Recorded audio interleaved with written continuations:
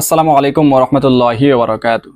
সম্মানিত দর্শক মণ্ডলী, আজকে আপনাদের সামনে আমি খুবই গুরুত্বপূর্ণ একটি ভিডিও নিয়ে উপস্থিত হয়েছি। এই ভিডিওটি আপনাদের অত্যন্ত উপকারে আসবে যাদের করে রয়েছে ছোট বাচ্চা আর শয়তানের কারণে দুষ্টমি করে, অর্থাৎ দুষ্টমি যত ধরনের যত কিছু আছে সবকিছু কিন্তু একটা আলামত রয়েছে শয়তানের মধ্যে। শয়তানের আচর থেকে এসব হয়। তো একটি কালাম, একটি দোয়া আপনাদের সামনে লিখে বলে দেব, যেটার আমল আপনারা যদি করেন, আপনাদের শিশু বাচ্চারা যদি দুধ পান করতেও সমস্যা করে দুধ পান করবে ইনশাল্লাহ। অথবা যদি সে কান্নাকাটি করে সেটাও কমবে, অতিরিক্ত দুষ্টামি করে সেটাও কমবে।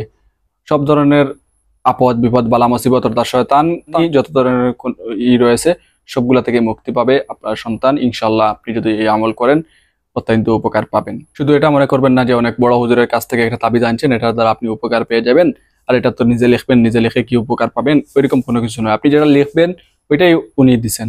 তো আপনার লেখাটা কিন্তু আসল, যেটা আপনি লিখতেছেন উনি লিখতেছেন। আপনি সঠিক নিয়মে সঠিক ইয়াকিনে আপনি এটাই ব্যবহার করেন, এটাই আমল করেন, দেখবেন এটার দ্বারা আপনার লেখা তাবিজ দ্বারা আপনি নিজেই উপকার পাবেন। এর মধ্যে কোনো মিস নেই, বরং অন্য জায়গা থেকে আনলে যতটুকু উপকার পাওয়ার কথা আপনি নিজে লিখে যদি এটা আপনার বাচ্চাকে দেন তাহলে আর বেশি উপকার পাবেন। এটা যেরকম আমি বলতেছি ওইরকম আপনার প্রতি আপনি এরকম আস্থা বিশ্বাস রাখবেন যে আপনি যেটা করতেছেন ইনশাল্লাহ আপনি গুনাহগার হতে পারেন কিন্তু মাসুম বাচ্চা তো আর গুনাহগার না, তার উসিলায় এটা কবুল হবে। এরকম আপনার উপর একটা আত্মবিশ্বাস রেখে আর আল্লাহ তাআলার উপর সম্পূর্ণ ভরসা রেখে আপনি এটা করবেন যে আল্লাহ তাআলার সব রোগ এবং সব ধরনের দুষ্টামি থেকে মুক্তি দেনেওয়ালা একমাত্র আল্লাহ তাআলা। ওইরকম একটা বিশ্বাস, আল্লাহর উপর ভরসা রেখে আর নিজের উপর আত্মবিশ্বাস নিয়ে আপনি আমল শুরু করেন, দেখবেন আমল দ্বারা আপনি উপকার পাবেন।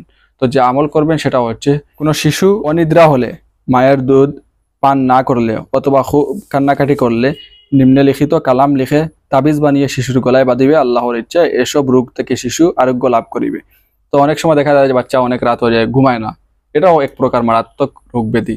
তো ওইটাও এক প্রকার দুষ্টামি, ওইগুলো থেকে মুক্তি পাবেন ইনশাআল্লাহ। যে কালাম যেটা সেটা হচ্ছে, যে দোয়া সেটা হচ্ছে আউযু বিকালিমাতিল্লাহি তাম্মাতি মিন শাররি মা খালাকা সাল্লাল্লাহু তাআলা আলা খায়রি খালকিহি মুহাম্মাদিন ওয়া আলিহি ওয়া বারাকা ওয়া সাল্লাম। এতটুকু আপনারা যদি লিখেন, লিখে বাচ্চার গলায় তাবিজ বানিয়ে দেন অথবা হাতে দেন, গলায় দিয়ে দিবেন। ছোট বাচ্চা হলে গলায় দিলেই ভালো। তো এটা একদম ছোট করে লিখবেন। আপনি যদি লেখার আকার অনেক বড় করে ফেলেন তাহলে অনেক বড় করে তার সাথে দিতে হবে, এটা বাচ্চার জন্য কষ্টকর হবে। তো যাতে করে তার জন্য কষ্ট না হয় যত পারেন ছোট করে লিখবেন। এতে যদি দেখতে অসুবিধা হয় তাও সমস্যা নাই, আপনি ছোট করে লিখলেই হবে। তারপরে এটা আপনি তাকে তাবিজ বানিয়ে ব্যবহার করতে দিবেন ইনশাল্লাহ। এটা ব্যবহার করতে যেদিন দিবেন ওই দিন থেকেই আপনি ফলাফল পাওয়া শুরু করবেন ইনশাল্লাহ। অর্থাৎ প্রথম দিনেই আপনি রেজাল্ট পাবেন ইনশাল্লাহ। আপনার বাচ্চা যদি রাতে ঘুম কম হয়, রাতে ঘুমায় না, অধিক রাত হয়ে যায়, আপনি চেষ্টা করে ঘুম পড়াতে পারেন না, তাহলে দয়া করে তার কাছ থেকে কার্টুন দেখা দেখি ওইসব বন্ধ করে আপনি আমল করেন।